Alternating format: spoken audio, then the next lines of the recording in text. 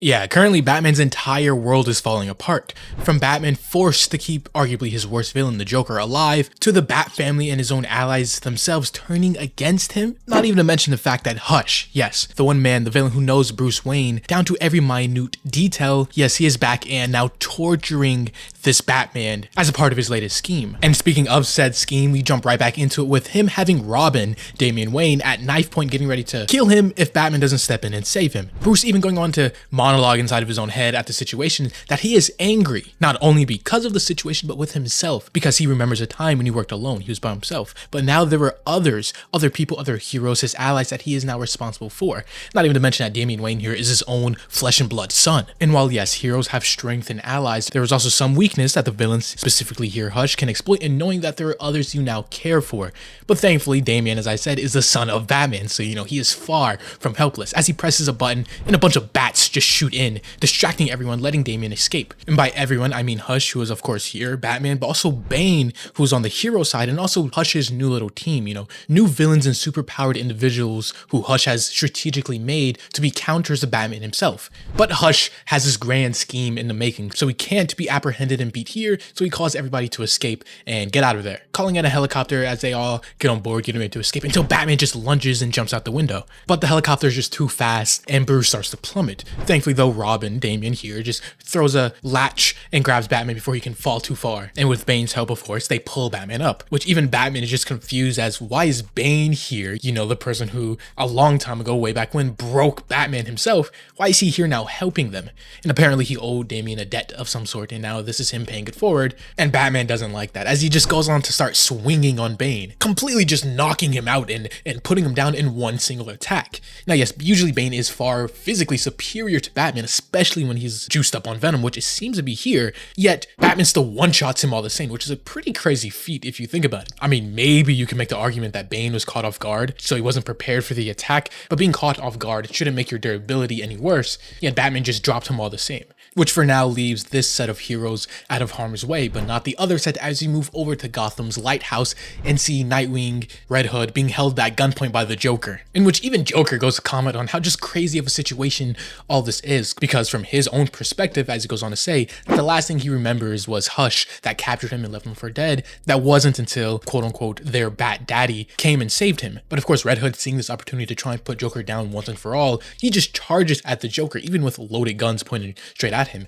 Nightwing of course jumps in the way, dodging the gunfire and pulling Red Hood out of the lighthouse itself before they could, get shot or something even worse, allowing the two other vigilantes of Gotham to get away and swim away, but leaving the wild card that is the Joker just out and open and now up and healed on the playing field. A playing field that Batman is trying to now use his detective skills to try to put two and two together to truly see what is Hush planning and what exactly is all this nonsense trying to lead to. Eventually making his way to the same lighthouse, finding trails of blood, bullet cases, etc. scattered all across. Eventually even finding a secret compartment or secret room filled with plans that were specifically left for him, because in Batman's own words, that Hush has separated everybody into two camps. Just like on a chessboard, you have two sides, the light and the dark, you have allies and enemies, ranging from Bruce himself, Damian, to even Alfred and Jim Gordon on the playing field. Meaning that no matter who they are, how small of a role they played in Batman's life, even Alfred, who was dead at this point, so I don't really see what Hush has in store for that, but that just means everybody isn't safe and all could be a part of Hush's next attack. Of course, if they weren't already, because we move over and see Jim Gordon, who is now recovering in the hospital from being a part of an attack, being visited by Barbara Gordon, Batgirl, his daughter. Batgirl has came here for two reasons. One, to of course check on her father, who is very hurt and in the hospital, but secondly, to inform him about everything that has been going on, about Batman and the Joker and this entire plan that has been unfolding, specifically about the fact that Batman has saved the Joker's life, which in fact Barbara isn't too happy about, because much like everybody else in Gotham and the heroes, the Joker has played a very crucial and traumatizing part in her life, literally paralyzing and shooting her at one point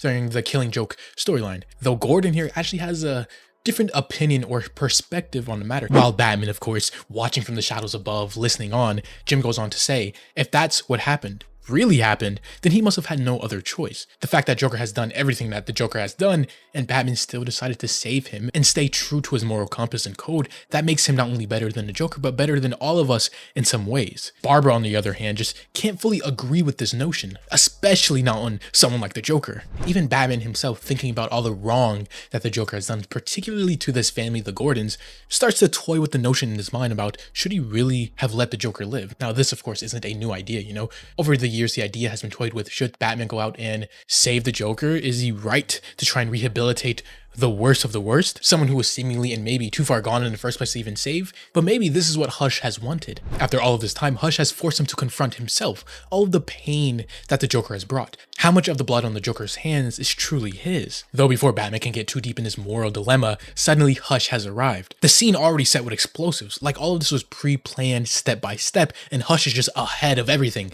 setting off said explosives all around the hospital and blowing up the area. Even Batman getting caught in some of the explosions and debris and plummeting down once more for a second time. Though this time, instead of being saved by Damian, he is saved by Barbara, lifting him up and gliding him away to not plummet and fall to the streets of Gotham to die. Though if this was any other time, this would just be, hey, thanks for the save, let's go get the bad guy, Hush is right over there.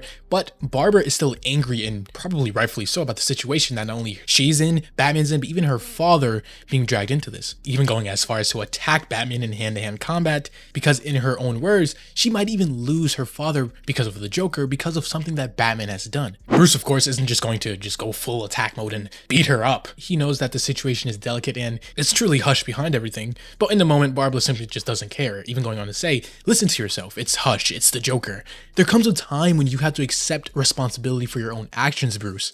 Though, of course, Barbara isn't oblivious to the fact that Batman, if he truly wanted to, could fold her in like 2 seconds if he started to really fight back. So she instead uses her tech and intelligence to go invisible to attack from the shadows. And all while this is happening, Bruce in his head goes on to say that he admires her, and maybe he should have took the time before to tell her that, because yes, her being paralyzed was a big setback and anyone else would have just given up, but not her. Even without the use of her legs, she became Oracle, and then eventually when a surgical opportunity arose to restore her spine, she didn't hesitate, and then Batgirl, the vigilante of Gotham, was reborn. Barbara is able to land a few hits against Batman until Batman, activating his heat sensor, locks in and knocks her out of her invisibility mode, telling her that she is letting her emotions guide her actions. Now, of course, in this situation, you would think that Batman would be right here. Obviously, Hush is behind the scenes, scheming and pulling the strings and actions of what's happening here, making the allies fight against themselves. But Batgirl doesn't see it that way, and potentially she's not alone. As just then their fight, if you'd even want to call it that, is interrupted by more people entering the fold. Someone yelling out and telling Batman to stop,